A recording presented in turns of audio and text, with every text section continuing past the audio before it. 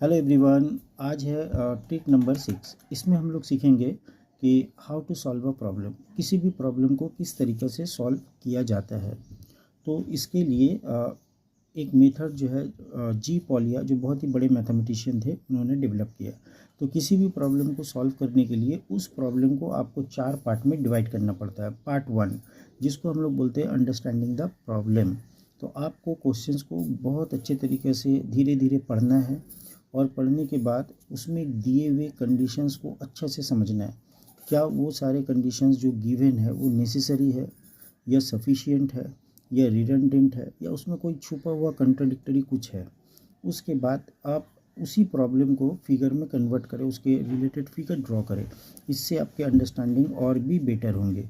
उसके बाद जो गिवन्स कंडीशंस है उनको वेरियस पार्ट में ब्रेक करें। आप ब्रेक करने के बाद उसको जो है लिख लें। तो ये होता है अंडरस्टैंडिंग द प्रॉब्लम। जब आप प्रॉब्लम को अच्छी तरीके से समझ जाते हैं तो फिर आता है नेक्स्ट स्टेप। ये है स्टेप 2। इसमें आपको क्या करना है, डिवाइजिंग अ प्लान।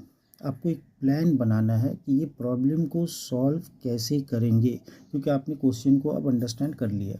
तो इसमें आपको क्या करना है गाइस, डिवाइस द प्लान में सबसे पहले देखना है क्या आप ऐसे प्रॉब्लम कभी पहले बना चुके थे।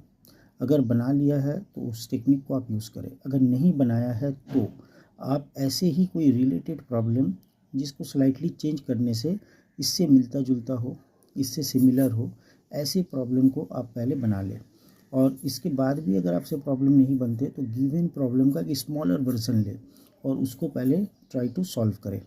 और इसमें जो दिए हुए नोन्स होते हैं, अननोन्स होते हैं, इससे रिलेटेड जो भी फार्मूला, जो भी मेथड आपको पता है, उनको आप कनेक्ट करें, उस रिजल्ट्स को लिखें और उसको यूटिलाइज करें इस प्रॉब्लम को सॉल्व करने के लिए। तो आपका प्लान तैयार हो गया। अब आता है एग्जीक्यूशंस के पार्ट। तो इसको हम लोग बोलेंगे step 3, carrying out the solution. Carrying out the solution में आप प्रॉब्लम को सॉल्व करेंगे। ईच एंड एवरी स्टेप्स को बहुत अच्छे तरीके से ऑब्जर्व करेंगे। कहीं कोई मतलब कैलकुलेशन में मिस्टेक या फिर कुछ जो है इलॉजिकल स्टेप्स तो आप नहीं लिख रहे, इसको आपको ध्यान देना है। जब आपका सोल्यूशन बन जाए तब आपको करना है 4th स्टेप, लुकिंग बैक। आप अपने सोल्यूशन को चेक करें, बैक कैलकुलेशंस करके आप उसको देख सकते हैं कि आपका सोल्यूशंस करेक्ट है कि नहीं। या फिर आप जो है आप कोई डिफरेंट मेथड से इसी प्रॉब्लम को सॉल्व कर पा रहे हैं कि नहीं, इसको भी आपको ध्यान देना है। जो आपने प्रॉब्लम सॉल्व किया उसका रिजल्ट्स, और प्रॉब्लम सॉल्व करने के दौरान जो मेथड आपने यूज़ किया, क्या आप इसको अन्य प्रॉब्लम में यूज़ कर सकते हैं। कर सकते तो बहुत अच्छा। मिलते हैं गाइस एक नया सा टेक्निक लेके नेक्स्ट वीडियो में। टिल